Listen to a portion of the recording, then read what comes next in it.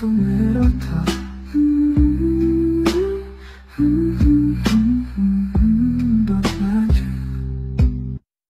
कहानी स्टार्ट होती है और हमें वैन एंड ज़ाओ को दिखाया जाता है। वैन जो ज़ाओ से कुछ कहना चाहता है बट कह नहीं पा रहा है और ज़ाओ इस बात को नोटिस कर लेता है, तो वो काफ़ी देर बाद खुद चलकर कहता है, वैन, मुझे लगता है कि तुम कुछ कहना चाहते हो, तो तुम शांत क्यों हो? तुम मेरे से कुछ भी कह सकते हो। एंड ये कहते ही ज़ाओ वैन के करीब आ गया होता है। वैन थोड़ी देर तो एकदम स्टिल खड़ा हो रह जाता है, फिर कहता है, ऐसा कुछ नहीं है, अगर मुझे कुछ भी बोलना होगा तो मैं कह दूँगा, और मेरे इतने करीब मत आया करो। जो ज़ाओ होता है वो उसके शोल्डर पे हाथ रख देता है एंड लाइक वो पकड़ता है ना ब्रो टाइट वाला, वैसे ही पकड़ कर कहता है, तुम मेरे से सारी बातें कह सकते हो लवन, इतना फॉर्मल मत रहो मेरे साथ। जो अपना वैन होता है वो उसको उठा कर पटक देता है और कहता है, अब शायद तुम्हारी दिमाग तुम्हारे सर के अंदर थोड़ा सा एडजस्ट कर पाई हो। एंड ये कहते ही वैन जाने लगता है, पर ज़ाओ जिसू उसका पाँव पकड़ लेता है, उसे अपने तरफ खींच लेता है। वैन जब गिरने वाला था तो ज़ाओ नीचे ही था, बट वैन का वो पोजीशन चेंज कर पाता है एंड उसे अपने ऊपर ही गिरा लेता है। जो वैन था वो ज़ाओ को ऐसे ही देख रहा था। ज़ाओ जिसू वैन को हक कर लेता है और कहता है, मेरा दिमाग तो सही जगह पे है, तुम्हारा दिमाग थोड़ा सा घिसका हुआ लगता है, क्या सही करूं उससे? एंड ये कहते ही वो उसके बालों के अंदर अपना हाथ डालने लगता है एंड ये थोड़ा अजीब था। वैन पहले तो शांत रहता है, फिर बाद में उसका हेड पकड़ के अपने हेड से एक हेडबट मार देता है। ज़ाओ कहता है, वो तेज लगा वैन। जो वैन होता है वो उठता है एंड कहता है, शरत। एंड ये कहते ही वो जाने लगता है और ज़ाओ जिसू उठ जाता है और उसके पीछे पीछे ही जा रहा होता है। वहीं हमें दूसरी जगह दिखाया जाता है अपनी लुओ और साओ, जो अपने जिंगसू के पास बैठी हुई है। जो जिंगसू होता है उसको प्रिंस के बारे में पता चल गया था, लाइक उसको ये पता चल गया था कि उसका चेहरा ज़ाओजिंग नाम के बंदे से मिलता है एंड वो प्रिंस का बाप था, तो वो एक फादर अटैचमेंट प्रिंस फील कर रहा है। ये जिंगसू के नज़र में है, ये लुओ और साओ के नज़र में है। प्रिंस जो साइड में ही बैठा हुआ था और अपने सर पर हाथ रखा हुआ था। जो जिंगसू होता है वो मन में ही कह रहा होता है, एक बाप बेटे का प्यार कैसा होता है, शायद ये मैं समझ ही नहीं सकता। एंड ये कहते ही वो अपने चेस्ट पर हाथ रख लेता है, फिर मन में कहता है, ठीक है, जब तक ये मेरे पे वार नहीं करते मैं इनको वैसे भी नहीं मारूंगा, तो मैं यहाँ से चला जाता हूँ।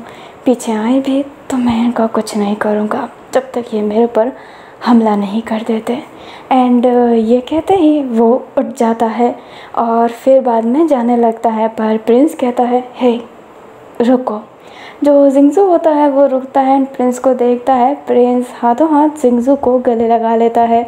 जिंगसू जो प्रिंस को होल्ड नहीं करता है और मन में कहता है, समझ सकता हूँ तुम मुझे नहीं छोड़ पा रहे हो, क्योंकि मेरा चेहरा तुम्हारे पापा की तरह दिख रहा है और तुम मेरे पीछे ही चलोगे। तुम भले मेरे पीछे चल रहे हो पर हमारे रास्ते अलग हैं। जो प्रिंस होता है अब जिंगसू से अलग होते हुए कहता है, अब मैं तुम्हें परेशान नहीं करूँगा। एंड ये कहते ही वो अपने रास्ते बदल देता है और लुओ और साओ को भी अपने साथ चलने को कहता है। जिंगसू हैरान था क्योंकि उसे लगता था कि प्रिंस उसके ही पीछे जाएगा। अभी जो जिंगसू होता है उसे ही देख रहा होता है और प्रिंस अपने मन में कहता है, तुम दिखते हो उनकी तरह ज़रूर हो पर तुम वो नहीं। मुझे बदला लेना है जिसके लिए मुझे उन्हें ढूंढना है। वैन एंड ज़ाओ, मैं तुम्हें ढूंढ कर मार दूंगा। एंड प्रिंस अपने अलग रास्ते पे चला जाता है और जिंगसू अपने सीधे रास्ते में, दोनों ही अपोजिट रास्ते में जा रहे होते हैं। अभी ना ऐसे ही चलते चलते नाइट हो गई होती है। जो अपने वैन एंड ज़ाओ थे वो भी चल ही रहे होते हैं और उनको आराम करने की कोई जगह मिल नहीं रही होती और वो बहुत ही ज़्यादा थक गए होते हैं। तभी दोनों को एहसास होता है कि कोई तो आ रहा है। जो अपना जाओ है वो तो अपना सफ़ेद तलवार निकाल लिया होता है, पर जाओ के पास अभी कोई वेपन नहीं है। वो अपने हाथ को कस लेता है और फिर बाद में कहता है जाओ शू। जो जाओ जैसे होता है वो वैन की तरफ देखता है और कहता है हाँ बोलो। जो वैन होता है वो थोड़ा नर्वस होते हुए कहता है क्या तुम अपना पंखा मुझे दे सकते हो। अपना जाओ कहता है वो पंखा तुम्हें चाहिए। जो वैन होता है वो बोलता है मेरे पास हथियार नहीं है। जाओ जैसे बिना कुछ सोचे समझे वो पंखा दे देता है। वैन ये देखकर हैरान था कि इतने जल्दी दे दिया और कहता है ये तुम्हारे लिए कीमती है ना, तो तुमने मुझे क्यों दिया। जो जाजूस होता है वो कहता है क्योंकि तुमने मांगा। वैन कहता है ये तुमसे कोई भी मांगेगा तुम उसे दे दोगे। अपना जाओ नाम में सिर हिलाता है और कहता है बिल्कुल नहीं, पर ये तुम थे इसलिए तुम्हें दे दिया। और ये कहते ही जाओ जिसको स्माइल करता है एंड वैन जाओ की तरफ ही देख रहा होता है। फिर बाद में वैन अपनी नज़रें हटाता है, पंखे को ओपन कर लेता है। उससे पकड़ा हुआ था एंड जब वो उसके हाथों में था ना, वैन को वो बहुत ही ज़्यादा कंफर्टेबल फील हो रहा होता है। वैन मन में ही कहता है आज तक मैंने बहुत हथियार पकड़ी है, पर ये हथियार ऐसी लगती है कि ये मेरी ही है। क्या पंखा किसी की हथियार हो सकती है। तभी वैन को कुछ फील होता है एंड वो पंखा उस तरफ चला देता है। वो जैसे ही उसने वो पंखा उसकी तरफ चलाया होता है तो वो पंखा उसके पास वापस आ गया होता है। झाड़ियों के पीछे से एक छोटा सा खरगोश निकल कर आता है जो डर गया होता है। खरगोश की आवाज़ की वजह से उनको लगा कि कोई आया है एंड उनने ये वेपन चला दिया। जो अपना आज़ाद जैसा होता है वो कहता है ये तो बस एक खरगोश है। जो वैन होता है वो हाँ कहता है और थोड़ा सा आगे जाता है और उसे अपने खरगोश के पास कुछ दिखाई देता है। वो उसे पकड़ता है तो वो एक मोर का पंख था एंड अपना जाजूसो कहता है मोर का पंख। वैन देखते हुए बोलता है हम जंगल में हैं तो ये कॉमन है। और ये कहते ही वो उस पंख को फेंक देता है। जो जाजूसो होता है वो बोलता है वैसे तुम्हें भूख लगी है तो इस खरगोश को हम बना सकते हैं। वो खरगोश बहुत मासूम जैसा फेस बना लेता है। अभी वैन उस खरगोश को देखता है और वो खरगोश बहुत डरा हुआ था बट वो भाग नहीं सकता था। अभी जो अपना जाजूसो होता है वो कहता है तो क्या करें, एंड ये कहते ही उसका जो कान था ना वो पकड़ लेता है अपना। वैन कहता है रहने दो, वैसे भी हम खा चुके हैं तो हमें उतनी भूख नहीं होनी चाहिए। एक योद्धा को भूखा रहना सीखना चाहिए। एंड ये कहते ही वो उठ जाता है पंखा लेकर। जो जाजूसो होता है उस खरगोश को छोड़ देता है और कहता है ये बड़ा अजीब है, इस जानवर से प्यार और बाकी जानवर को बनाकर खा जाते हो, ये तो गलत है, बायसपना क्यों करते हो। जब अपना वैन होता है वो कहता है मुझे उससे हमदर्दी नहीं है पर मुझे भूख नहीं है। एंड ये कहते ही जाने लगता है एंड जाजूसो स्माइल करके उसके पीछे पीछे जा रहा होता है। अभी ना हमें जिंगजू को दिखाया जाता है जो थोड़ा भाग भाग कर आगे की तरफ जाने की कोशिश कर रहा होता है। तभी अचानक से उसके पास एक पत्थर आकर गिरता है एंड जिंगजू पीछे ऐसे मुड़ जाता है। अभी सामने से एक लड़की आती है, वही रेड साड़ी वाली लड़की अपनी शेरसा। जिंगजू शेरसा को देखकर कहता है शेरसा तुम यहाँ पर। जो शेरसा होती है वो कहती है मुझे लगा था कि तुम मुझे कभी नहीं मिलोगे। जो जिंगजू होता है वो कहता है मुझे खुशी हुई तुम्हें देखकर। शेरसा कहती है तो तुम क्या करने जा रहे हो। जिंगजू कहता है मैं ढूंढने जा रहा हूँ। शेरसा कहती है किस चीज़ को, मालिक के ब्लैक कोर को। जो अपना जिंगजू होता है वो कहता है हाँ वो ब्लैक कोर जिसमें है, मैं उस ऑनर को ढूंढने जा रहा हूँ। जिंगजू जैसे ही ये कहता है शेरसा उसका गला पकड़ के उसे दीवार पर ऐसे पुश कर देती है और कहती है और क्या करोगे, उनके सामने बोट डाउन करके उन्हें अपना मालिक मान लोगे। जिंगजू कहता है वो ब्लैक कोर उनमें है तो वो मालिक ही हुए। शेरसा देखती है तो जिंगजू की बहुत हालत ख़राब हो रही होती है तो वो उसे फेंकते हुए कहती है बकवास, ये सब बकवास है। जिंगजू मैं तुम्हें आखिरी मौका दे रही हूँ, तुम बहुत ही अद्भुत हो इसलिए तुम हमेशा मालिक के साथ रहा करते थे। मेरा हाथ थामो और इस पूरी दुनिया को पत्थर में बदल दो। जो जिंगजू होता है वो कहता है बिल्कुल नहीं शेरसा, हम ये क्यों करेंगे, उनने हम पर हमला नहीं किया है। जो अपनी सिरसा होती है वो कहती है इंसान कितने मतलबी होते हैं, तुम नहीं जानते हो क्या। जिंगजू कहता है मैं मैं जो अपनी सिरसा होती है वो कहती है बकरी की तरह मिनमियाना बंद करो। तुम जानते हो कि तुम्हारे साथ क्या हुआ है, तुम जानते हो कि तुम्हारा भाई कैसे रोते रोते मालिक के पास आया था, याद है ना तुम्हें कि भूल चुके हो जिंगजू। जो जिंगजू होता है वो अपने सर पर हाथ रख लेता है और एक हल्की सी विज़न दिखाई दे रही होती है जिसमें एक लड़का दूसरे लड़के को होल्ड करके रो रहा होता है और कह रहा होता है मेरे भाई को बचा लो, प्लीज़ मेरे भाई को बचा लो। अभी जो अपना जिंगजू होता है वो कहता है पर तुम नियम भूल रही हो शेरशाह, घायल इंसानों को और जो हम पर हमला ना करे हम उन पर वार नहीं कर सकते हैं। जो शेरशाह होती है वो हंसते हुए कहती है क्या तुम अभी भी उन मॉरल को लेकर चलना चाहते हो। जिंगजू जो होता है वो उठता है और कहता है मॉरल, क्या तुम इस मॉरल को नहीं मानती हो, क्या तुम नहीं मानती हो, तुम भी नियमों को पालन करती हो, अपने अंदर की आग को बुझाओ शेरशाह। दुश्मनी एक आखिरी ऑप्शन नहीं होता। जो शेरशाह होती है वो कहती है पर मैं उन इंसानों को मारना चाहती हूँ, सभी को, और मैं किसी भी मॉरल्स में विश्वास नहीं रखती। अभी शेरशाह ये कह तो रही होती है बट जाओ जिसू को ना मारने का एक लौता रीज़न भी यही था क्योंकि वो उस समय बहुत घायल था। जिंगजू कहता है हमें पत्थर से आज़ादी मिली है, हम और कुछ भी कर सकते हैं। शेरशाह कहती है जैसे जिसके अंदर ब्लैक कॉर है उसे मार देना। अभी जो अपना जिंगजू होता है वो कहता है बिल्कुल नहीं शेरशाह, एंड ये कहते ही वो उसे पुश करता है एंड पत्थरों से लाइक पेड़ों से बहुत सारे वेपन बना देता है। जो शेरशाह होती है वो कहती है तुम मेरे से लड़ना चाहते हो। जिंगजू कहता है तुम उसे बिल्कुल नहीं मार सकती हो। शेरशाह कहती है मैं उसे मारना चाहती हूँ और मैं उसे मार भी दूँगी। ब्लैक कॉर सिर्फ हमारे मालिक का है, कोई भी उस ब्लैक कॉर पर राज नहीं कर सकता है। और तुम जानते हो जिंगजू अगर वो ब्लैक कॉर आ रहा है तो मतलब वो भी आएगा। जो अपना जिंगजू होता है वो कहता है फ़र्क नहीं पड़ता, इस बार उनकी रक्षा करने के लिए मैं हूँ। जो अपना शेरशाह होती है वो कहती है रक्षा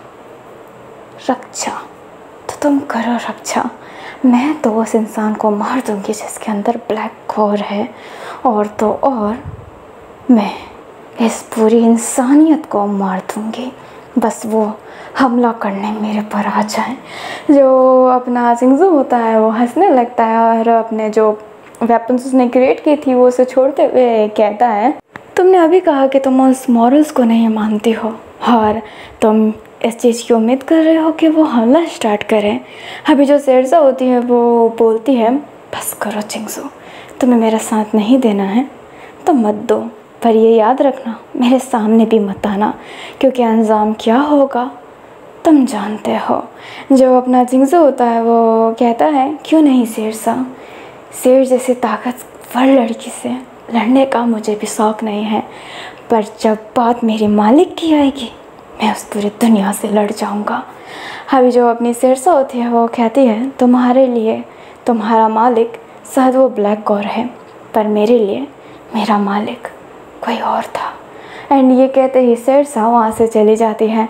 एंड जो जिंगजू होता है वो शेरशाह को ही देख रहा होता है। जिंगजू मन में ही कहता है अब मुझे उस इंसान को ढूंढना पड़ेगा जिसके अंदर वो ब्लैक कॉर है, नहीं तो अनर्थ हो जाएगा, कुछ भी गड़बड़ हो उससे पहले मैं उसे ढूंढूंगा। एंड ये कहते ही जिंगजू काफ़ी ज़्यादा तेज़ चलने लगता है। एंड शेरशाह उसे पलट कर देख रही होती है और मन में कहती है वो हमारा मालिक कभी नहीं हो सकता, कभी नहीं। एंड ये कहते ही वो वहाँ से जाने लगता है। अभी ना हमें फिर से वैन एंड ज़ाओ को दिखाया जाता है जो एक जगह पर रुके हुए थे क्योंकि उनके पाँव में बहुत ज़्यादा दर्द हो रहा होता है। अभी जो ज़ाओ जिसो होता है वो कहता है अच्छा लावन आप सो जाइए, मैं रखवाली कर लेता हूँ। जो वैन होता है वो कहता है इसकी कोई ज़रूरत नहीं है, तुम सो जाओ, तुम्हें आराम की बहुत ज़रूरत है। ज़ाओ जिसो बोलता है नहीं आपको आराम की बहुत ज़रूरत है लावन।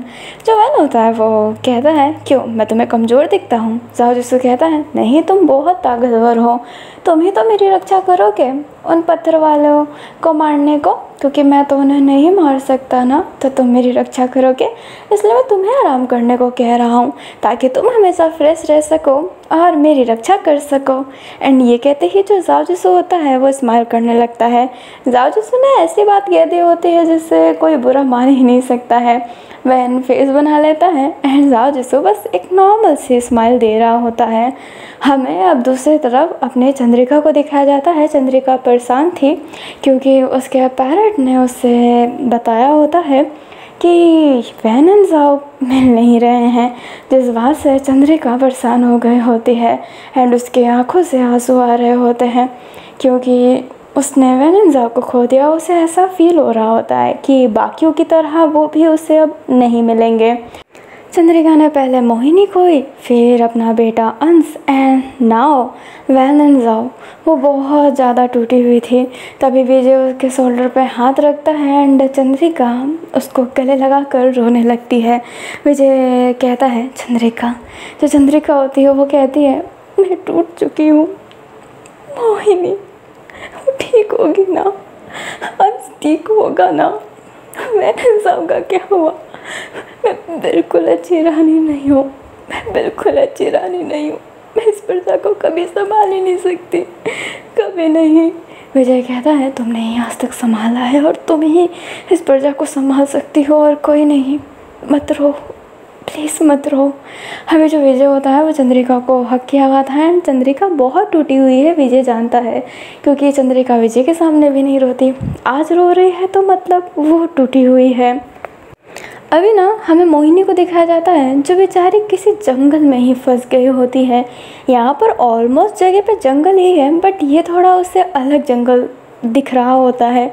जो मोहिनी होती है वो फिर भी चल रही होती है क्योंकि वो तो अपनी वर्षा से ही पीछा छुड़ाना चाहती थी एंड वो लकीली वर्षा से पीछा छुड़ा भी दी होती है। वो चल रही होती है एंड उसे समझ नहीं आ रहा होता है कि आसपास बहुत ज़्यादा खतरा है क्योंकि वो उस पर ध्यान ही नहीं दे रही थी। बहुत सारे जो क्रीचर्स होते हैं लाइक वही जो पत्थर हैं, आधे पत्थर आधे इंसान, वो अपनी मोहिनी को ही देख रहे होते हैं अपना शिकार बनाने के लिए, क्योंकि वो किसी इंसान को छुएंगे तभी तो वो वापस से नॉर्मल इंसान बन पाएंगे। मोहिनी ना नासमझों की तरह चल रही होती है पर पीछे से उसे कुछ आवाज़ आती है। वो कुछ रिएक्ट करे उससे पहले वो पत्थर उसे छूने वाला था पर उसके कदमों के नीचे बहुत सारे कंकर्स आ गए थे जिस वजह से उसका पाँव फिसल जाता है और वो गिर जाती है, जिस वजह से उसका एक फ़ायदा होता है कि वो पत्थर वाला पर्सन उसे छू नहीं पाता है। तभी दूसरा स्टोन मैन उधर आ जाता है एंड वो मोहिनी के पाँव को पकड़ने वाला था। तभी उस पत्थर को कोई ऐसे ना पुश करता है अपने लात से। मोहिनी हैरान थी एंड सामने देखती है वो पर्सन अपनी तलवार निकाल लिया होता है और कहता है भागकर एक लेटर छोड़ के चली गई, क्या सारा नाम मेरे पे लगाना चाहती थी। जो मोहिनी होता है वो कहता है अंश, मतलब कहती है अंश को, वो ना अंश था, अंश के पास उसकी खुद की तलवार नहीं थी पर कोई और तलवार थी। जो मोहिनी होती है वो कहती है आप यहाँ पर क्या कर रहे हैं। अंश कहता है तुम्हें महल पहुँचाने के लिए, नहीं तो महारानी चंद्रिका मेरी जान ले लेंगे। एंड ये कहते ही वो हमला स्टार्ट कर देता है। वहाँ पर बहुत सारे स्टोन आने लगते हैं एंड मोहिनी हैरान थी, वो अंश के लिए वरीड थी क्योंकि यहाँ पर बहुत सारे पत्थर आ गए थे। अंश किसी को मार ही नहीं पा रहा था, उनके पत्थर मतलब उनकी तलवार दूसरे पत्थर को तोड़ने में सक्षम भी नहीं थे। अंश मन में ही कहता है क्या मैं इतना कमज़ोर हूँ, इतना ज़्यादा, क्या शरद सही होगा, क्या वो दोनों सही होंगे। एंड ये कहते हैं वो हमला चालू रख ही रहा होता है। मोहिनी अपने अंश का नाम लेती है क्योंकि पीछे से उस पर हमला होने वाला था पर अंश सही टाइम पर एक बैक जंप कर लेता है जिस वजह से वो दोनों पत्थर एक दूसरे से टकरा जाते हैं। अब ना जो अंश होता है वो मोहिनी के सामने जाकर खड़ा हो गया था और कहता है चली गई वहाँ से। मोहिनी कहती है पर मैं आप पर कुछ डालना नहीं चाहती थी। जो अंश होता है वो कहता है तुम जानते हो कि मेरी माँ मेरे से ज़्यादा तुमसे प्यार करती है, अगर तुम्हें कुछ भी हुआ तो मेरी ही जान खतरे में जाएगी। पर फिर भी तुम वहाँ से चली गई। जो अपना अंश होता है वो लड़ते लड़ते ये बात कर रहा होता है, बात कर रहा है, लड़ रहा है और मोहिनी को प्रोटेक्ट कर रहा है। जो मोहिनी होती है वो कहती है तो क्या करती, मैं प्यार करती हूँ आपसे, मैं आपका नफ़रत बर्दाश्त नहीं कर सकती हूँ, क्योंकि आप मेरे दोस्त भी तो हैं। आपने प्यार और दोस्ती दोनों एक साथ में छोड़ दी। मैं आपके नफ़रत के लायक नहीं, मैं आपके प्यार के लायक ना हूँ, पर आपके नफ़रत के लायक भी तो नहीं हूँ। आप कितनी नफ़रत करते हैं ये आपका दिल आपको बता सकता है, क्यों है ना। मेरा रहना एक मनुष्यत है ना आपके लिए। जो अपना अंश होता है वो ये बात सुनकर एक तरफ के लिए एकदम स्टक हो जाता है, बट वो ज़्यादा देर तक स्टक भी नहीं हो सकता, क्योंकि अगर वो रुका तो वो हमेशा के लिए रुक जाएगा। इसलिए वो अपनी फ़ाइटिंग अभी भी कैरी ऑन ही रख रहा होता है। जो अपनी मोहिनी होती है वो कहती है आपने मेरे से प्यार नहीं किया चलेगा, पर आपने मेरे से जो दोस्ती निभाई थी, आपने वो दोस्ती भी एक पल के लिए तोड़ दी। क्या क्या ये बर्दाश्त कर सकते हैं? अगर आप ही सोचिए, आप अभी शरद से प्रेम करते हैं, शरद ने आपके प्रेम के साथ आपकी दोस्ती भी तोड़ दी, तो क्या आपको बुरा नहीं लगेगा? क्या नहीं लगेगा? अभी जो अंश होता है वो कुछ कहता है उससे पहले अपनी मोहिनी ही कहती है मैं जानती हूँ, मैं शरद को कंपेयर नहीं कर सकती, कभी नहीं। मैं किसी को भी किसी चीज़ से कंपेयर नहीं कर सकती। पर आप सोचिए, आप खुद ही सोचिए, हम दोनों कितने अच्छे दोस्त थे और फिर बाद में मैं आपके दोस्त भी नहीं रही। क्या बुरा नहीं लगेगा? अभी जो अपना अंश होता है वो याद करता है तो हाँ, वो दोनों बहुत ही अच्छे दोस्त हैं। अंश सोच रहा होता है, लड़ भी रहा होता है। अभी जो मोहिनी होती है उस पर हमला होने वाला था पीछे से, बट अंश अपनी तलवार उस पर्सन पर ही फेंक देता है और फिर बाद में भागकर उस तलवार को निकाल कर उसे पुश भी कर देता है। उसकी तलवार नीचे गड़ी हुई थी और वो उसे पकड़ा हुआ था और मन में कहता है ये तलवार शायद मेरी नहीं, इसलिए मैं ढंग से नहीं लड़ पा रहा। क्या मैं जीत भी पाऊँगा? मैं हार जाऊँगा, मैं फिर से हार जाऊँगा। बट वो फिर भी लड़ रहा होता है एंड अपने अंश को भी वो लोग बहुत अच्छे तरीके से मार भी रहे होते हैं। अंश बेचारा लड़ते लड़ते उसकी हालत ख़राब हो गई होती है, बट वो मोहिनी को किसी के पास जाने दे नहीं रहा होता है। अभी अंश और उसकी तलवार दोनों ही नीचे गिरी हुई थी एंड अंश मोहिनी को सिर्फ इतना ही कहता है कि भागो। मोहिनी भाग रही होती है बट हर जगह से वो घिरी हुई भी थी। वो अपने अंश के लिए बहुत वर्ried थी, बट अंश ने ही उसे चिल्ला कर कहा होता है कि बस भागो, जिस वजह से मोहिनी भाग रही होती है। अंश नीचे गिरा हुआ था और उसकी तलवार उसके पास थी। अंश की आंखें बंद थी क्योंकि उससे उठा नहीं जा रहा था, वो बहुत थक चुका था। इतने सारे स्टोन हैं बट वो किसी से लड़ नहीं पा रहा है क्योंकि वो उन्हें मार नहीं पा रहा है। जो इंसान मर नहीं सकता, जिसका स्टैमिना ख़त्म नहीं हो रहा, आप उससे कैसे ही जीत सकते हो? जो हंस होता है वो मन में कहता है ये मेरी तलवार नहीं है, इसलिए मैं जीत नहीं सकता हूँ। ये मेरा हथियार नहीं है, ये मेरा हथियार नहीं है। मैं हार रहा हूँ, मैं फिर से हार रहा हूँ। मैं सच्ची में बहुत कमज़ोर हूँ। अभी जो अंश थी ना, उसकी आंखें बंद हो गई होती है। आसपास की कुछ चीज़ें उससे सुनाई नहीं दे रही होती है।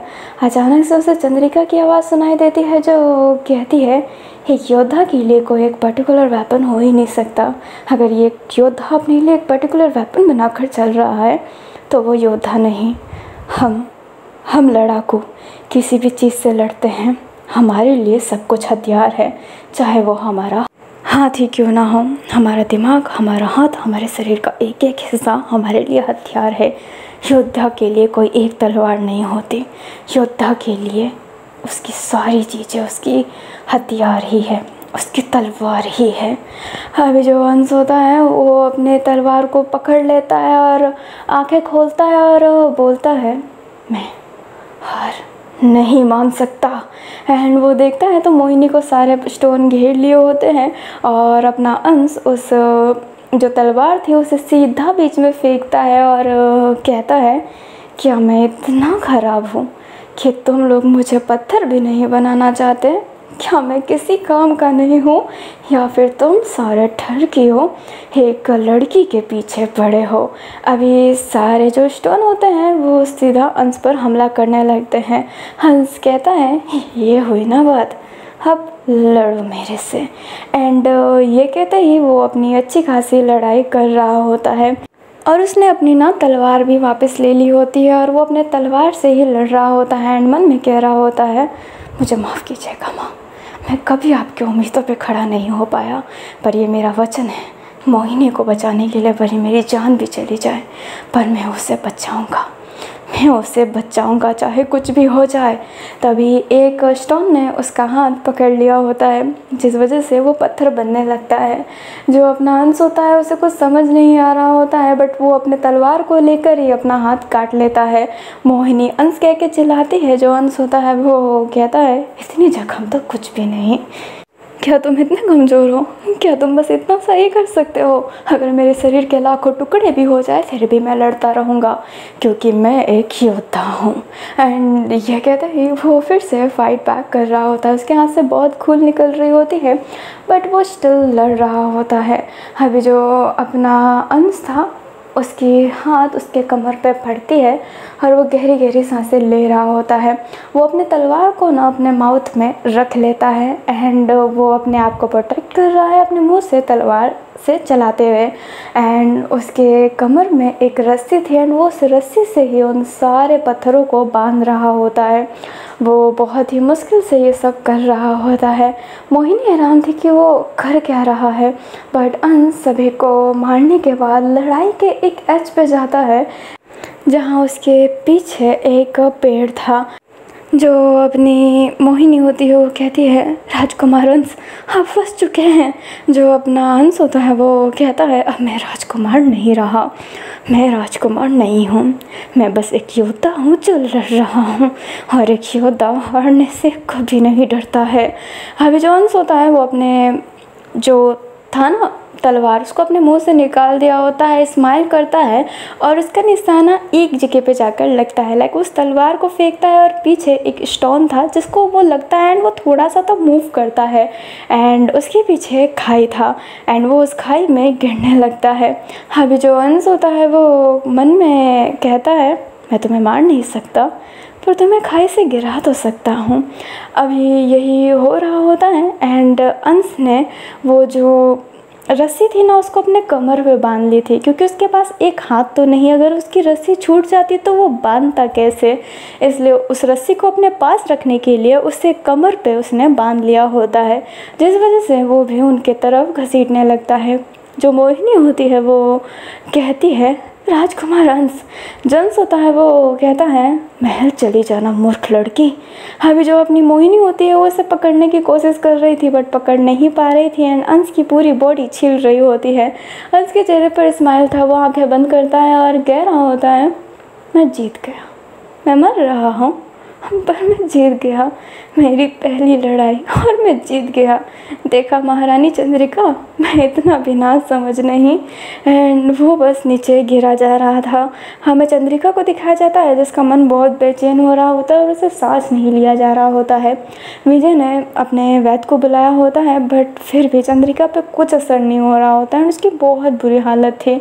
सुंदरी भी उधर आ गई होती है एंड वो भी बहुत परेशान थी। वो बस भगवान से दुआ कर रही होती है उसकी माँ के लिए, क्योंकि उसकी माँ को सांस नहीं लिया जा रहा था।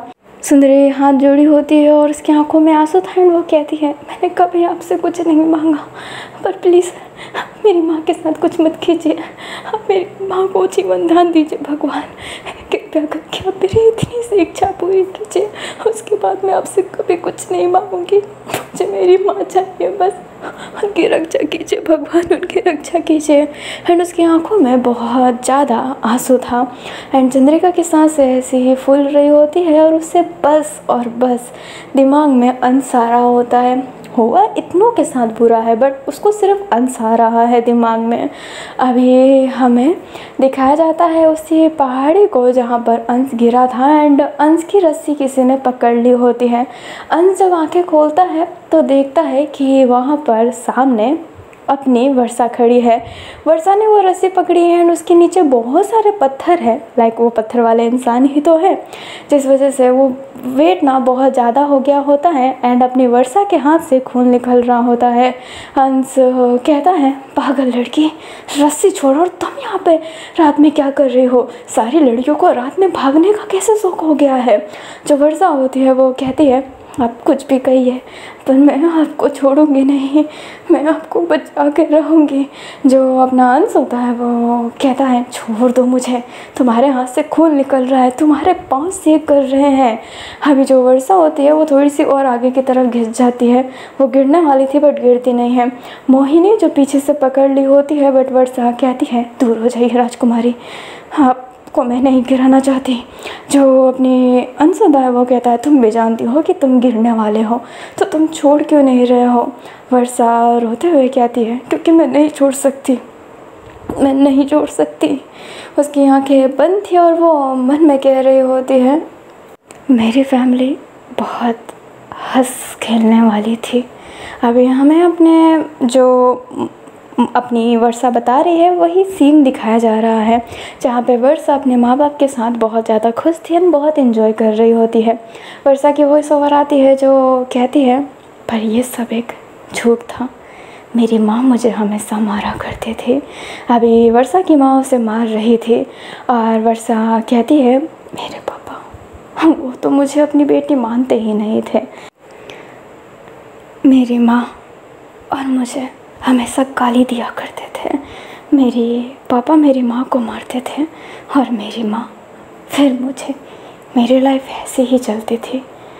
कौन सा दिन हो जब मेरे शरीर में जख्म ना हो, पर मैं अपने जख्मों को छुपाते हुए अपनी लाइफ को एक हंस खेलता लाइफ बताती थी।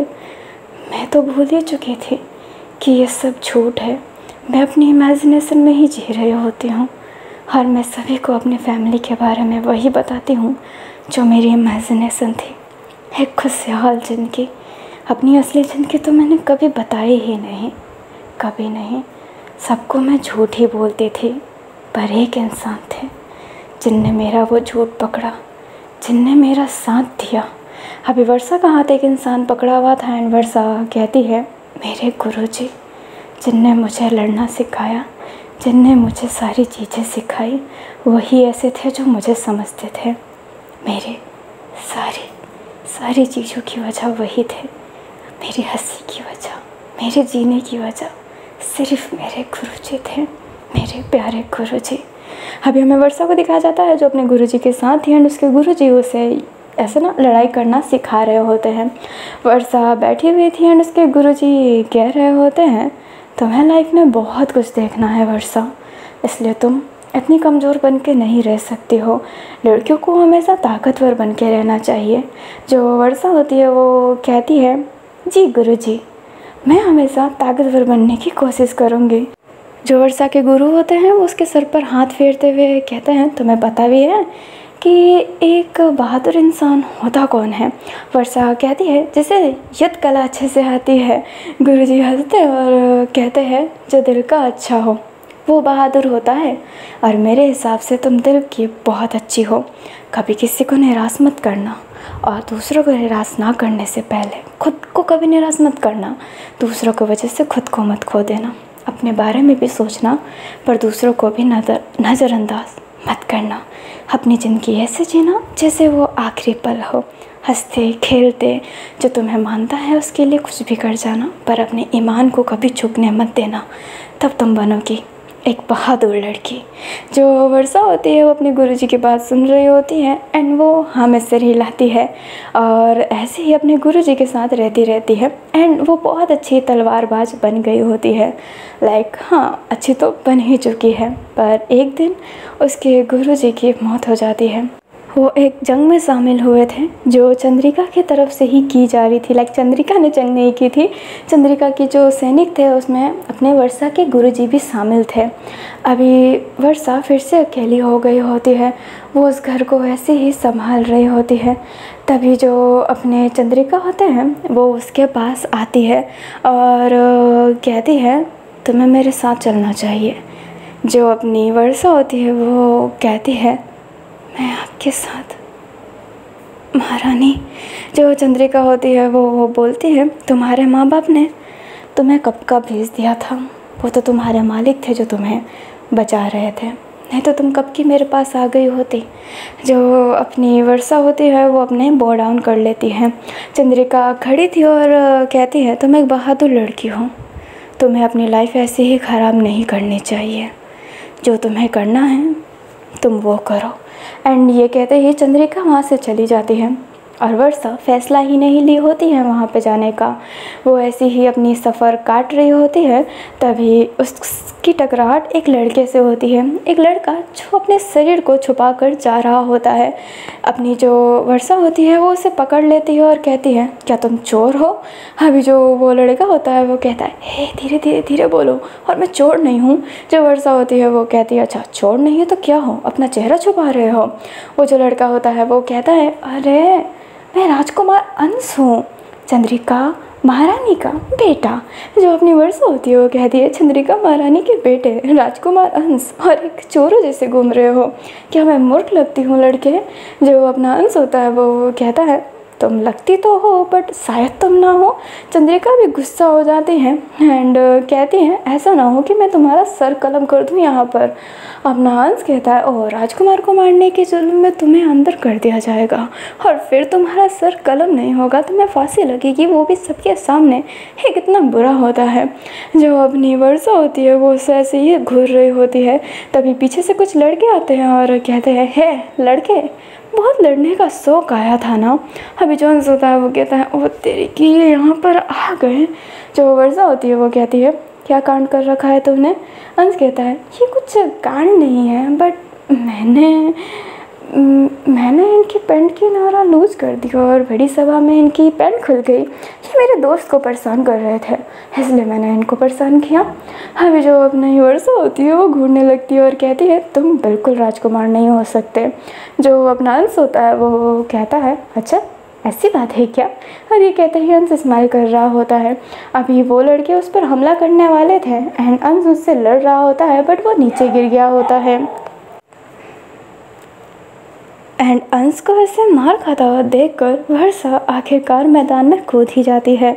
वर्षा कहती है मैं नहीं मानती कि तुम राजकुमार हो, पर फिर भी मैं किसी कमज़ोर इंसान को अपने आँखों के सामने मरता हुआ नहीं देख सकती। और ये कहते हुए वो सबसे लड़ती है। अभी जो अपना अंश होता है वो ये देख रहा होता है।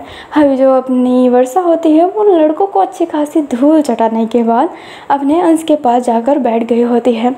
जो अंश होता है वो कहता है तुम लड़ने में अच्छी हो तो तुम राजमहल क्यों नहीं आ रही हो। अभी जो वर्षा होती है वो अंश को देखती है। जो अंश होता है वो कहता है मैं उस दिन अपनी माँ के साथ आया था, मैंने तुम्हें देखा था, तो हमें हमारे साथ चलना चाहिए वर्षा। तुम बहुत काबिल योद्धा हो और तुम्हारे गुरुजी भी बहुत अच्छे थे। अगर तुम मेरे साथ रहोगी तो मैं कभी भी एक कमज़ोर इंसानों की तरह महसूस नहीं करूँगा। मेरी रक्षा करने के लिए तुम होगी ना, जैसे कि तुम मेरी आज रक्षा कर रही हो। तो क्या तुम एक रक्षक के तौर पर क्या तुम चलना चाहोगी मेरे महल में। अभी जो अपनी वर्षा होती है वो अपने अंश को ही देख रही होती है। वर्षा की वॉइस ओवर आती है जो कहती है मेरे लाइफ में बहुत ऐसे कम इंसान हैं जिन्होंने मेरे सामने अपना हाथ बढ़ाया प्यार से, मेरे गुरुजी और राजकुमार अंश। एंड ये कहते ही वो चिल्लाते हुए बोलती है राजकुमार अंश आपने कहा था कि मैं एक रक्षक के तौर पर आपके महल में आऊँ, पर मुझे बाद में महल के सारे काम करने पड़े। ये कितना मेरे लिए इंसल्टिंग था, आप नहीं समझ सकते हो। अंश कहता है हाँ तुम ये अभी क्यों बोल रही हो। जो अपनी वर्षा होती है वो कहती है ये याद दिलाने के लिए कि मैं आपकी रक्षक हूँ और मैं आपको मरते हुए नहीं देख सकती। एंड ये कहते ही वो बहुत ज़्यादा तेज़ अपने अंश की रस्सी घींचती है एंड उसे थोड़ा सा तो ऊपर ले ली होती है, जिस वजह से अंश फिर बाद में खुद ऊपर आने की कोशिश करता है एंड वर्षा ने फिर बाद में वो नीचे वाली रस्सी काट दी होती है। जिसके बाद से वो सारे जो पत्थर के इंसान थे वो नीचे गिर जाते हैं। अभी जो अपनी वर्षा होती है उसके हाथ से पूरी खून निकल रही होती है। अंश उसके हाथों को पकड़ते हुए कहता है वर्षा तुम ठीक हो। जो वर्षा होती है वो गहरी गहरी सांसें लेती है और वो धीरे से ही कह रही होती है मैंने हमेशा झूठ बोला है, मैंने सबसे झूठ बोला है, सभी से। मैं अपनी इमेजिनेशन जो क्रिएट करती हूँ मैंने वो सब उनको दिखाई है, पर ये इमेजिनेशन सच्ची तो नहीं हो सकती। बिल्कुल सच्चे नहीं हो सकते। एंड ये कहते ही वो बोलती है, मेरे माँ बाप बिल्कुल अच्छे नहीं थे। अंश अपनी वर्षा को ही देखने लगता है। जो वर्षा होती है वो कहती है, मैंने महल में बहुत लोगों को अपने बारे में झूठ बोला है, जिस वजह से वो मेरी इमेज कुछ अलग ही मानते हैं। आप भी तो मेरी इमेज एक अलग ही मानते हैं ना।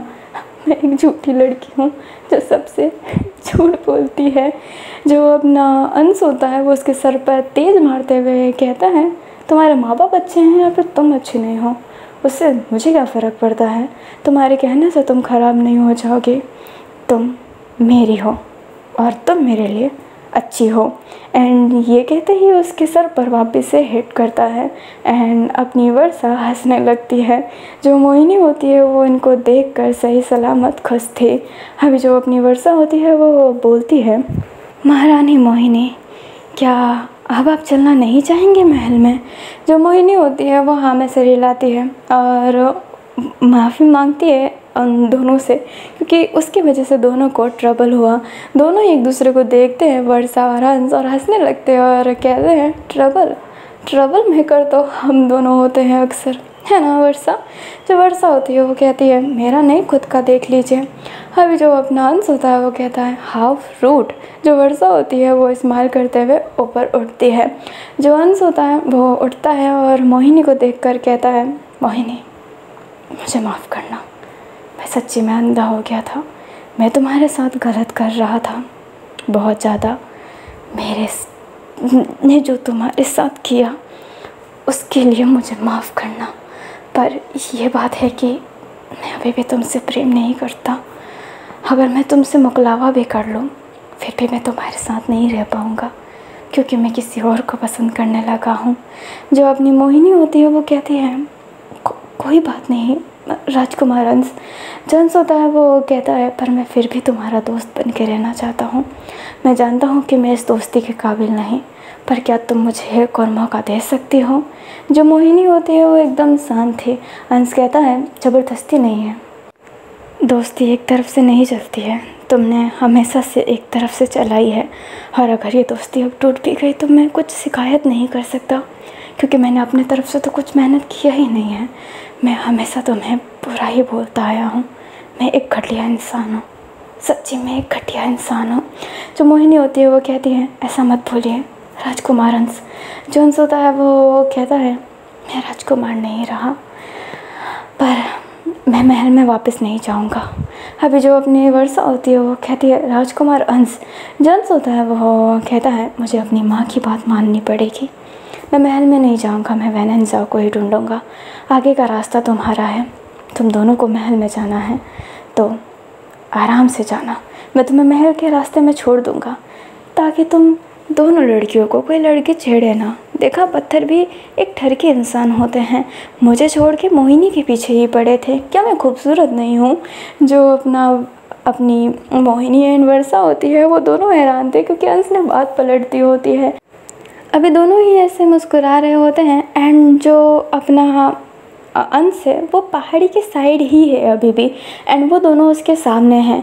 अभी जो अपना अंश होता है वो एकदम हंस रहा होता है, तभी वो कहता है, राजकुमारी मोहिनी संभल के।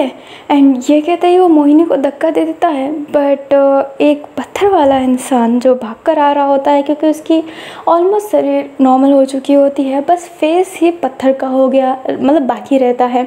अभी वो अपने अंश को बहुत टाइट पकड़ लिया होता है एंड अंश फिर उस पर्सन को लेकर सीधा खाई में ही गिर जाता है, क्योंकि एक पुश भी लग गया होता है। इस वजह से वो अपना बैलेंस संभाल नहीं पाया था और वो नहीं चाहता था कि वो पर्सन वहीं पे खड़ा रह जाए और मोहिनी और वर्षा को मार दे, इसलिए वो खुद खाई में गिर गया होता है उसको लेकर, क्योंकि वो गिरने वाला तो था ही, बट वो अब उसको लेकर गिर रहा है। मोहिनी बौखला जाती है एंड वर्षा और मोहिनी पागल हो गए होते हैं एंड अंश उसे छोड़ने के लिए तैयार ही नहीं था। अभी वर्षा एंड मोहिनी ऐसे ही खड़ी रह गए थे। हमें चंद्रिका की तरफ का दिखाया जाता है। चंद्रिका की आंखों से ना बहुत आंसू निकल रहा होता है और वो कहती है, बेटा अंश। अभी वापस से मोहिनी और अपनी वर्षा को दिखाया जाता है, जो दोनों ही रो रहे होते हैं, पर वर्षा उठती है और कहती है, हमें महल वापस जाना है।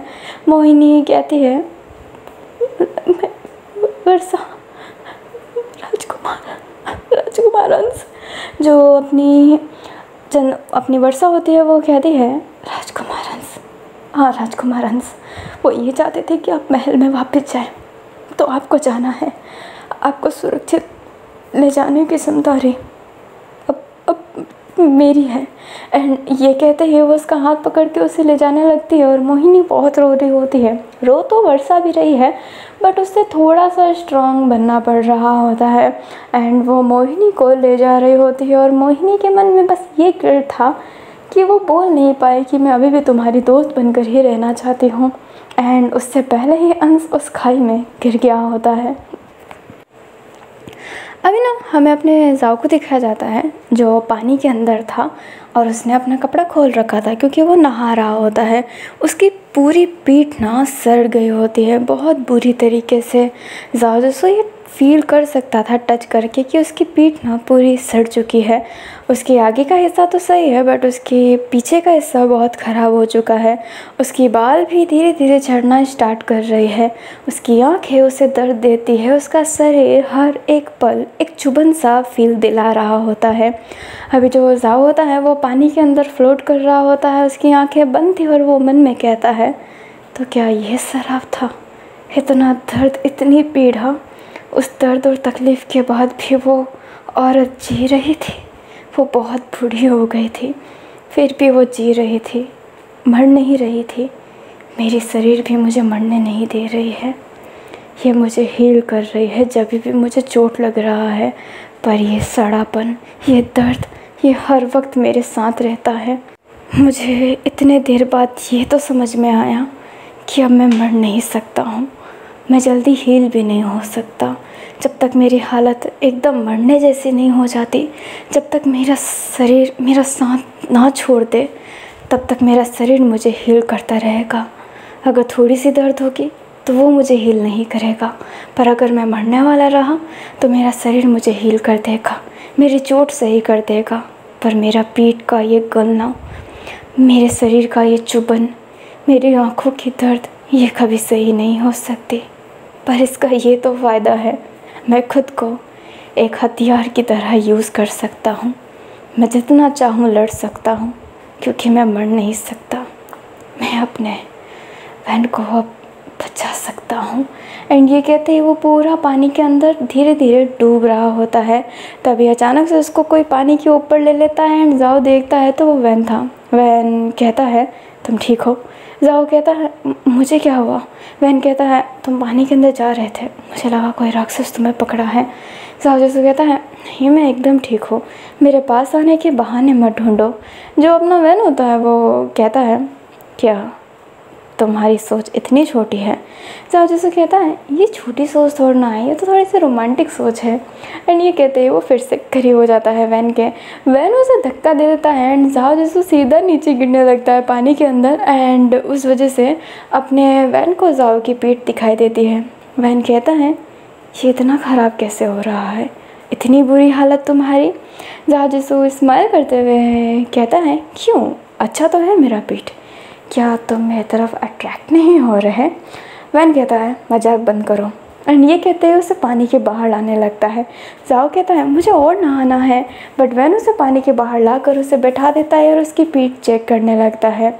जाओ जिसे कह रहा होता है, ये ठीक है, कुछ नहीं हुआ है।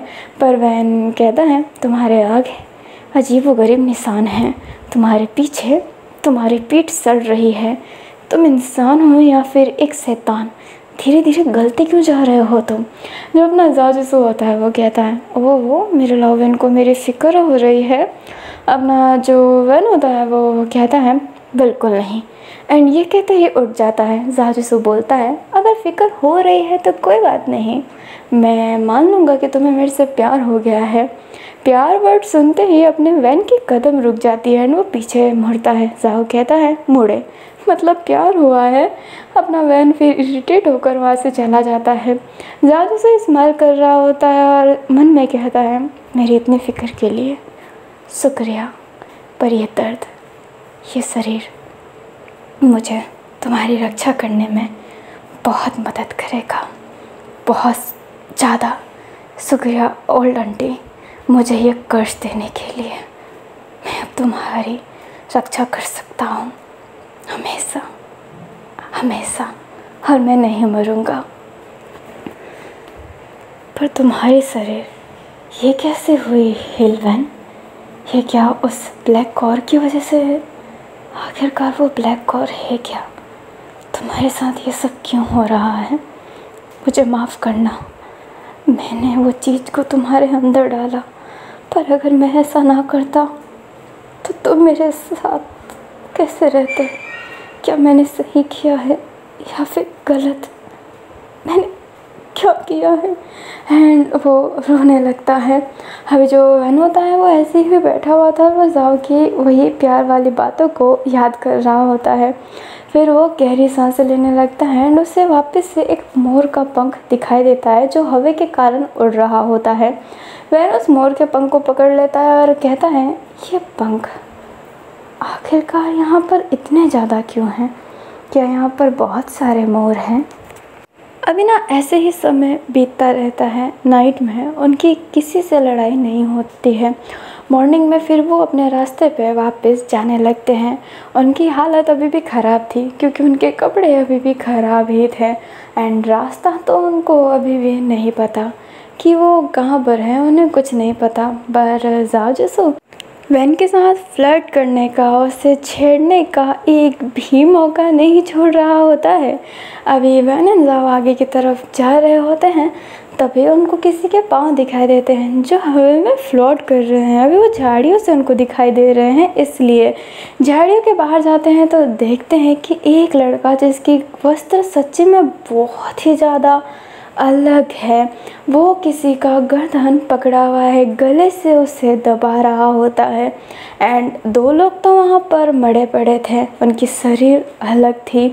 वैन ये जैसे ही देखता है वो अपना पंखा सीधा उस पर फेंक देता है, जिस वजह से वो जो पर्सन था उसकी जो हाथ थी वो दूसरे पर्सन से छूट जाती है एंड वो पर्सन नीचे गिर जाता है और वो हल्का फुल्का भागने लगता है।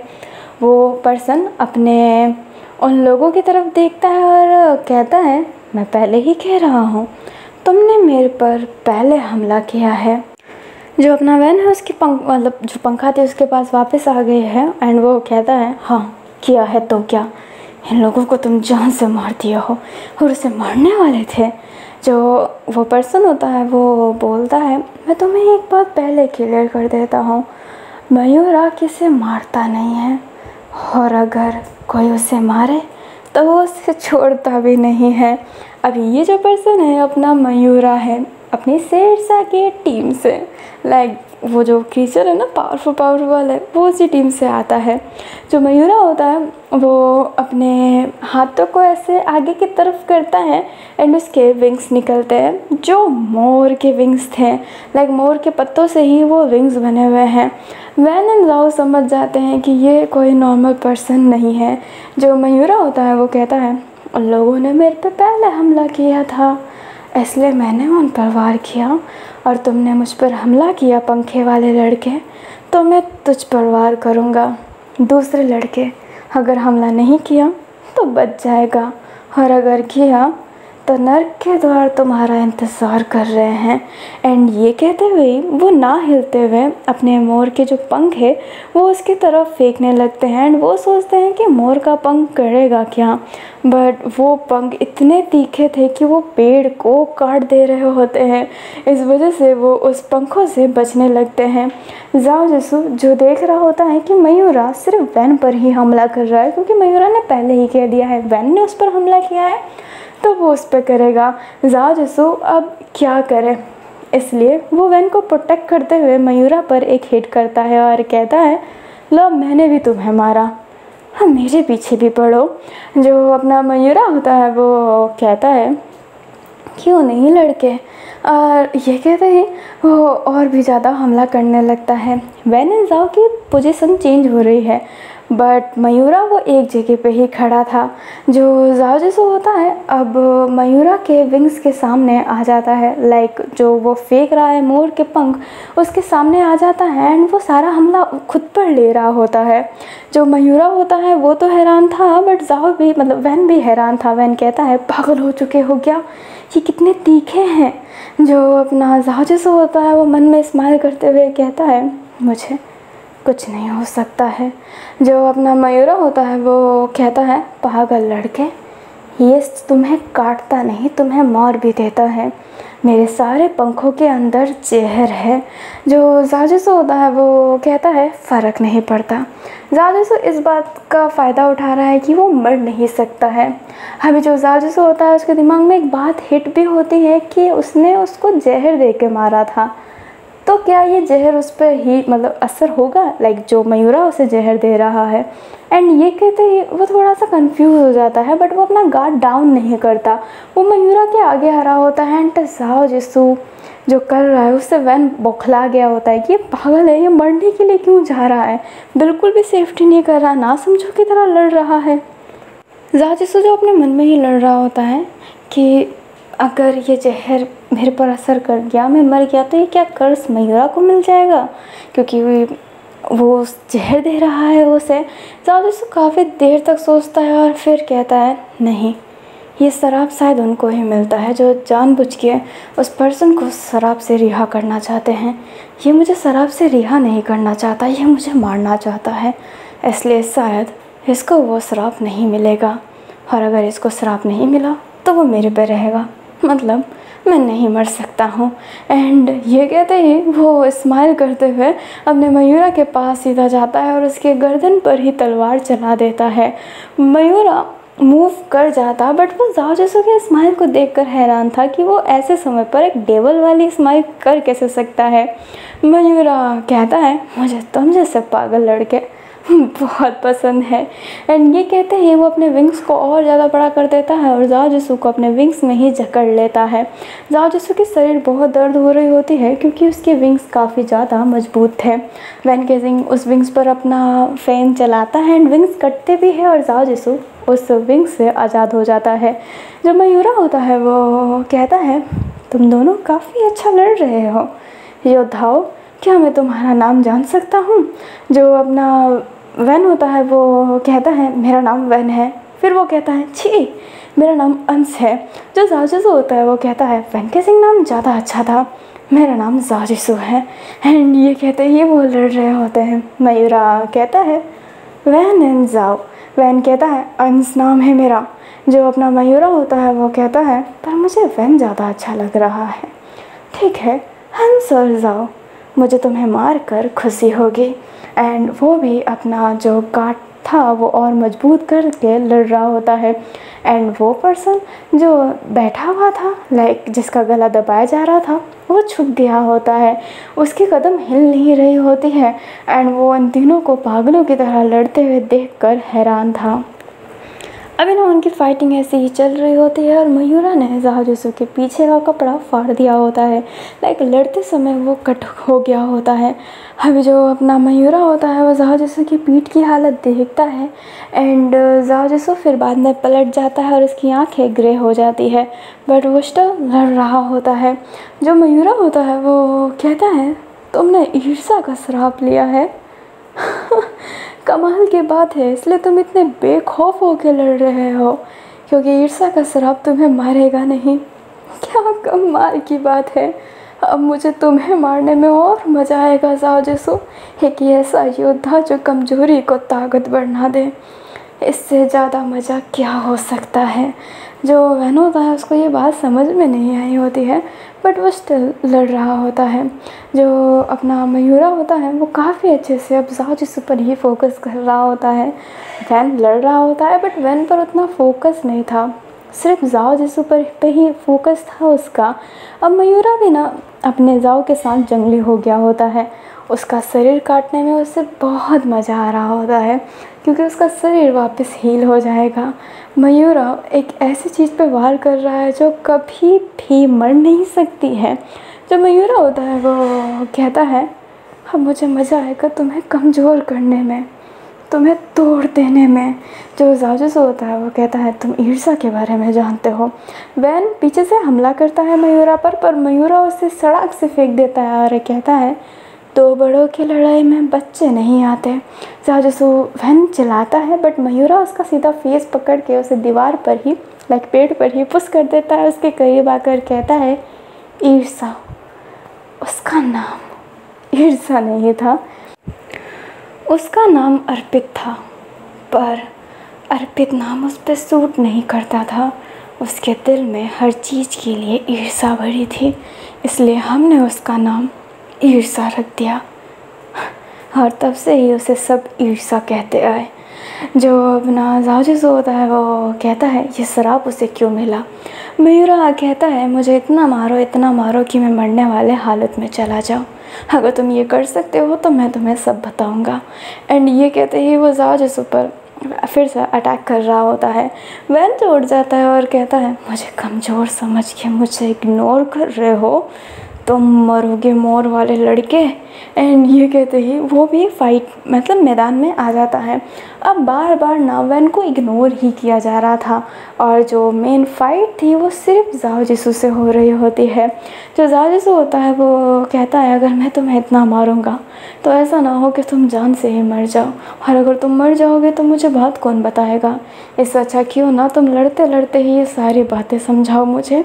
जो मयूरा होता है वो कहता है तुम्हें लगता है कि मैं मर जाऊंगा, ठीक है कोई बात नहीं। एंड ये कहते ही वो बोलना स्टार्ट करता है ईर्षा काफ़ी ज़्यादा अच्छी लड़की हुआ करती थी, पर ईर्षा जैसे उसका नाम है ये सबको डुबा लेती है।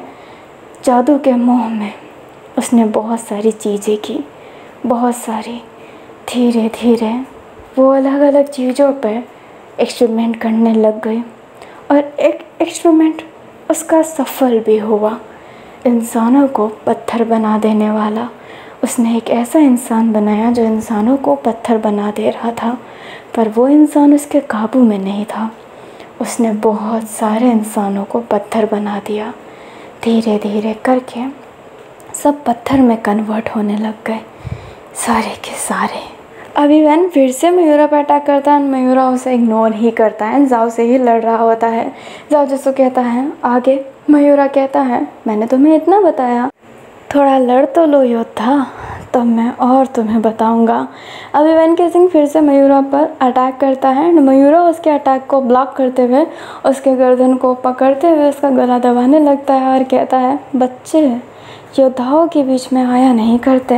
जो जाजिसू होता है वो कहता है उसका गर्दन छोड़ो। एंड ये कहते हैं उसका हाथ काटने वाला था, बट उसके जो मयूरा के विंग्स थे वो जाजिसू के पेट में उसने डाल दिया होता है और पेट में डालने के बाद सीधा उसके ऐसा हाफ शोल्डर काट दिया होता है पूरा। लाइक वो शोल्डर ना ऐसे गिर रहा है नीचे की तरफ। जो अपना वैन होता है वो ये देखकर इतना गुस्सा करता है, बट मयूरा उसे फेंक देता है। एंड फिर बाद में जाओजिसू का वो जो हाफ शोल्डर कटा हुआ था ना वो उसे पूरा ही काट देता है। एंड वैन केसिंग जो नीचे गिर गया होता है वो जैसे ही देखता है कि जाओजिसू का एक शोल्डर कट गया है बट वो फिर भी लड़ रहा है, वैन की हालत ख़राब। वो गुस्सा करने लगता है। अभी जो अपना मयूरा होता है वो कहता है आगे। हमारे मालिक को जैसे ही पता चला कि ईर्षा ऐसी हरकतें कर रही है तो उसने ईर्षा को कैद कर लिया, हमेशा हमेशा के लिए। अभी जो अपना जाओ होता है उसके बहुत ब्लड लॉस्ट हो रहे होते हैं। अब उसका सर चकरा रहा होता है और वो कहता है तो शराब कैसे मिला उससे। एंड वो लड़े एंड अपना मयूरा कुछ बोले उससे पहले उसे पीछे से एक फील आने लगती है एंड वो कहता है मालिक। एंड ये कहते ही वो पीछे मुड़ता उससे पहले उसके विंग्स काट दिए गए थे। मयूरा एकदम शॉक था क्योंकि सामने वैन केसिंग था जिसके आसपास वो ब्लैक ऊर्जा थी। वही आप जानते हैं कि वो कैसे ब्लैक सी जो शैडोज़ हैं वो उसे पकड़ लेते हैं।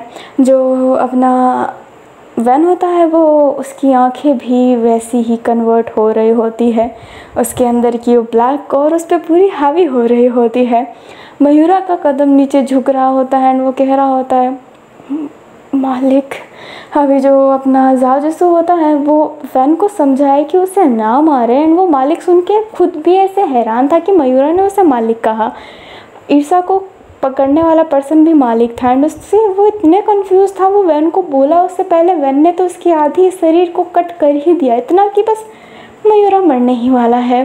अभी जो वैन था वो ऐसे ही गुस्से में था एंड वो मयूरा को जान से ही मारने वाला था। उससे पहले जाओ जिसु आगे आ जाता है एंड वैन का जो पंखा था वो जाओ जिसु के शरीर में स्टक हो जाता है। जाओ जिसु वैन को पकड़ा हुआ था और वो कह रहा होता है वैन शांत हो जाओ। जो अपना वैन होता है वो जाओ जिसु को ऐसे देख कर उसकी आँखें वापस से नॉर्मल हो रही होती है और वो शांत हो जाता है। अभी जो अपना मयूरा था उसके फेस पे पूरा जाओ जिसु का खून लग गया था बट वो सिर्फ मालिक कह रहा होता है। अभी जो वैन होता है वो कहता है मैंने ये क्या किया। जो जाओ जिसु होता है वो वैन को ये समझाने से अच्छा वो मयूरा को कहता है मयूरा ये मालिक कौन है, तुम वैन को मालिक क्यों कह रहे हो, वो शराब ये सब क्या है। जो मयूरा होता है उससे सांस नहीं लिया जा रहा था और वो अपने हाथों को ना वैन के पास ले जा रहा होता है। वैन सोचता है कि वो हमला करने वाला है बट मयूरा उसके पाँव को पकड़ के कहता है मेरे मालिक, आप मेरे मालिक नहीं पर वो शक्ति आपके पास है। एंड वो खून की उल्टी कर रहा होता है। जाओ जिसु कह रहा होता है मयूरा मयूरा मालिक के बारे में बताओ, मैं सेल्फी सो रहा हूँ पर मालिक के बारे में बताओ। जो मयूरा होता है वो कहता है काल घाटी का महल में तुम्हें सब मिल जाएगा एंड उसके मुंह से रेगुलर ब्लड निकल रहा होता है। जो अपना जाओ जिसु होता है वो कहता है काल घाटी किस तरफ है। मयूरा अब कुछ नहीं कह पाता है, वो वैन को देखकर ही स्माइल कर रहा होता है और फिर बाद में उसकी बोलती बंद हो जाती है लाइक वो मर गया होता है एंड उसकी बॉडी धीरे धीरे वानिश हो रही होती है। जो अपना जाओ होता है उसकी भी हालत ख़राब ही हो रही होती है। जो वैन होता है वो मयूरा के मरने से तो उससे कोई फ़र्क नहीं पड़ा होता है, उसने उसका पाँव छुआ इस वजह से वो शौक तो है बट उसे जाओ जिसु की ज़्यादा फिक्र हो रही थी। वो अपने जाओ को पकड़ लिया होता है और कह रहा होता है जाओ जिसु पर जाओ जिसु भी बेहोश हो जाता है एंड उसकी सांसें बंद हो जाती है। जो अपना वैन होता है वो बहुत वरीड हो गया होता है, जाओ जिसु की सांसें चेक कर रहा होता है, सांसें आ नहीं रही थी। वो पंखा हटाता है, उसे CPR देता है बट कुछ नहीं हो रहा होता है। वैन के जिंग रोते रोते जाओ जिसु को गले लगा लेता है और कहता है ये सारी मेरी गलती है, मैंने तुम्हें मारा जाओ जिसु, मैंने तुम्हें मारा, मुझे माफ़ करो जाओ जिसु, आई एम सॉरी। अभी ना वो जो पर्सन जो झाड़ियों के पीछे छुपा हुआ था वो धीरे धीरे बाहर निकलने लगता है एंड वो थोड़ी हैरानी से आ रहा होता है। अभी जो अपना वैन है उसकी आंखें बंद ही है, रोते रोते जाओ से ही सॉरी कह रहा होता है और बोलता है मुझे तुम जब भी परेशान करते थे मुझे गुस्सा आता था पर मुझे वो अच्छा भी लगता था। जाओ सच्ची में मुझे अच्छा लगता था, तुम्हारी फ्लूट की धुन मुझे बहुत पसंद है, तुम में से मुझे एक अपना वाला फील आता है, मुझे ऐसे छोड़ के जा रहे हो तुम कायर कहीं के। अभी जो अपना जाओ जिसु होता है वो बोलता है मैं तुम्हें छोड़ के कहाँ जा रहा हूँ लव वैन, मैं थोड़ी देर बेहोश क्या हुआ, तुम्हें लगा कि मैं तुम्हें छोड़ रहा हूँ। जो अपना वैन होता है वो हैरानी से आंखें खोलता है तो देखता है जाओ की हाथ वापस आ गई है, वो वापस से रिकवर हो गया है एंड वो हैरान था और अचानक से वो जाओ जिसु को पटक ही देता है और कहता है ये क्या, तो तुम सही हो गए। जाओ जिसु कहता है तो तुम क्या चाहते थे कि मैं मर जाऊँ।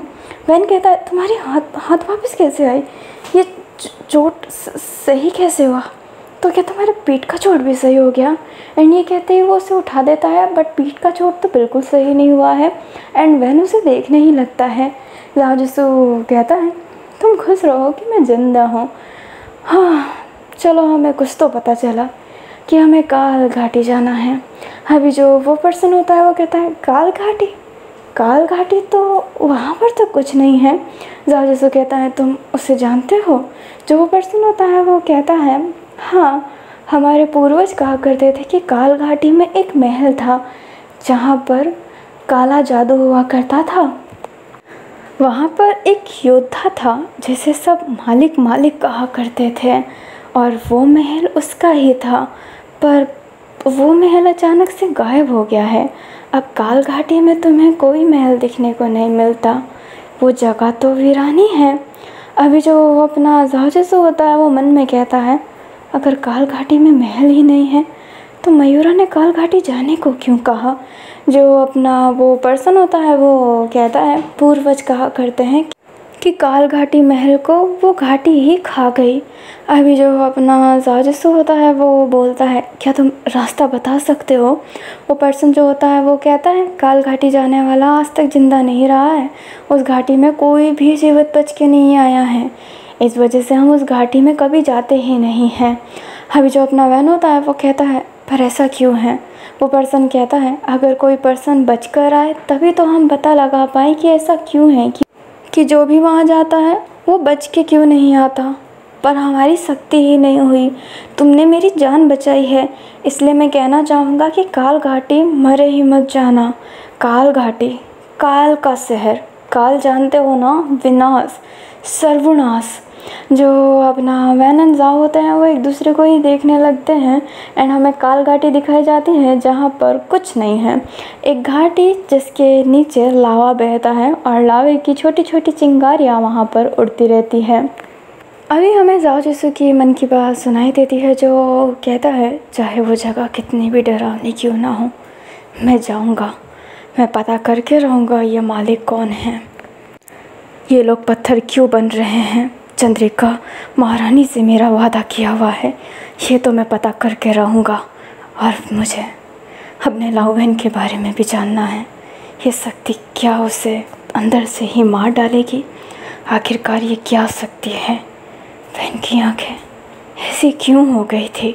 ये सारी बातें मुझे काल घाटी जाकर ही पता चलेगी। काल घाटी, मैं आ रहा हूँ। हमें काल घाटी के सीन तो दिखा दिया था, बट काल घाटी का जो राज्य था, मतलब जो उसका महल था, हमें वो दिखाया जाता है, जो सच्ची में काल घाटी ने उसे जैसे निगल लिया हो, क्योंकि वो अब ज़मीन के काफ़ी गहराई में है, जहाँ पर एक रोने की आवाज़ आ रही है। अभी हमें अपने जिंगजू को दिखाया जाता है जिसकी कदम रुकी हुई थी और वो मयूरा के मरने की जो एक फील था ना, वो उसको हो गया होता है कि मयूरा मर गया है। जो अपना जिंगजू होता है वो कहता है, मयूरा मर गया? पर मयूरा को तो सिर्फ मालिक मार सकते थे, तो मतलब मालिक की शक्ति वाला इंसान वो मयूरा के पास था। मयूरा के पास वो जगह कहाँ थी तब? एंड वो कहते ही लाइक वो अपनी आंखें बंद करके वो फील करने लगता है कि वो जगह कहाँ थी, एंड उसे जगह पता चल जाता है क्योंकि उसकी मैजिक ही ऐसी है। एंड अब वो वहाँ पे जाने लगता है क्योंकि उसे मिलना है। किससे? अपने वैन से। लाइक वैन के पास जो ब्लैक कोर है वो उससे मिलना चाहता है, इसलिए जिंगजू वहाँ से भागने लगता है। अभी जो अपनी शेरसा होती है वो भी फील कर ली होती है कि मयूरा मर चुका है और मयूरा सिर्फ मालिक के वार से मरेगा, इसलिए वो समझ गई होती है कि जो मालिक है वो वहीं पर है। उसका मकसद तो इंसानों को पत्थर बनाना है, बट वो मालिक को भी मारना चाहती है, लाइक उस गोल्डन कोर वाले पर्सन को। इसलिए वो जिंगजू का पीछा करने लगती है क्योंकि वो जानती है कि जिंगजू के पास शक्ति है तो वो लोकेशन पता कर सकता है और जिंगजू ज़रूर जाएगा उस पर्सन के पास, इसलिए सुबारा उसका पीछा करने लगती है। और आज का पार्ट तो इतना ही था। आपको एक डाउट तो क्लियर हो गया होगा कि मयूरा आखिरकार ऐसे क्यों लड़ रहा था जानवरों की तरह। जब वो जानता है कि जाओ जिसको नहीं मर सकता है तो वो उसे क्यों बोल रहा था कि मुझे इस हालत में ला दो कि मैं मर जाऊं, क्योंकि उसे सिर्फ मालिक ही मार सकता था और उसके नज़र में तो मालिक ना जाओ था ना ही वैन था, क्योंकि वैन की जब वो ब्लैक कोर एक्टिवेट होती है, जब उसकी आँखें वैसी खाई जैसी हो जाती है और वो जब काली शैडो उसके शरीर पर चढ़ जाती है तब उसके जो ब्लैक कोर है उसके शरीर पर हैवी हो जाती है, लाइक मालिक की शक्ति उस पर हैवी होती है और तभी कोई पता लगा सकता है कि ये मालिक है, क्योंकि चेहरा तो मिलता नहीं है, जाहिर सी बात है। इसलिए मयूरा पहले पता नहीं लगा पाया था कि वैन मालिक है। अगर पता रहता तो वो मे भी ये क्रिएट ना करता, इसलिए वो जाओ जैसे उससे बेखबर होकर लड़ रहा था। चलो कुछ चीज़ें तो क्लियर हुई। और आप सोच रहे होंगे ना यार, कोई भी आ रहा है, पहले नगीना आई मर गई, मयूरा इतने जल्दी मर गया, तो वो इतने जल्दी इसलिए मर रहे हैं क्योंकि जो मालिक की शक्ति है ना, लाइक वो जो ब्लैक कोर है वो बहुत ही ज़्यादा स्ट्रॉन्ग है, लाइक इनसे तो स्ट्रॉन्ग है ही। और एक स्ट्रॉन्ग पर्सन से कोई लड़ेगा तो जाहिर सी बात है वो हारेगा ही, तो इसलिए इतने जल्दी मर जा रहे हैं। तो आई होप आपको ये डाउट तो क्लियर हो गया होगा। लाइक जो जिस बात से आप डिसअपॉइंट है वो मैंने आपको क्लियर कर दिया हो कि क्या कर सकते हैं। ताकतवर इंसान से कमज़ोर तो अक्सर हार ही जाते हैं। तो और वैसे भी ना नगीना ना ही मयूरा मालिक को मारना चाहते हैं, मतलब ब्लैक कोर वाले पर्सन को वो उसे मारना नहीं ही चाहते हैं, और अगर पता रहता तो वो उसे हमला करते ही नहीं। बट यस, शेरशाह उसे ज़रूर मारना चाहती है, तो मे बी कह रही हूँ, मे बी उनकी लड़ाई इंटरेस्टिंग हो जाए और प्रिंस वापस से निकल चुका है उसी खोज में। किस खोज में? वेनेंजाओ के। और आप बहुत डिसअपॉइंट हो रहे होंगे प्रिंस को कैरेक्टर को लेकर कि यार मैंने डाला ही क्यों है जब इसका सीन नहीं है। तो नहीं है, मैंने वैसे ही कहा था कि वेनेंजाओ के अलावा किसी का सीन नहीं है, बट ये सारे दिख रहे हैं तो उसके उतने सीन नहीं हैं एंड उस कैरेक्टर से आप डिसअपॉइंट होंगे, तो मैं पहले ही उस चीज़ के लिए सॉरी बोल रही हूँ। बट अब यहीं पर मैं अपना सॉरी एंड ऑल दैट चीज़ें क्लियर कर रही हूँ वो छोड़ देती हूँ। नेक्स्ट पार्ट में मिलते हैं, और नेक्स्ट पार्ट में ये लोग कहाँ जाएंगे आप समझ सकते हैं, काल घाटी। तो चलो हम सफ़र करते हैं काल घाटी का, और बहुत सारी इंटरेस्टिंग सी चीज़ें होने वाली है। बहुत चीज़ें रिवील होगी और बहुत सारी चीज़ें नहीं भी होगी। तो चलो मिलते हैं नेक्स्ट पार्ट में। Thanks for watching. कमेंट में जय वेंसो लिखना ना नको भूलना। तो बाय बाय।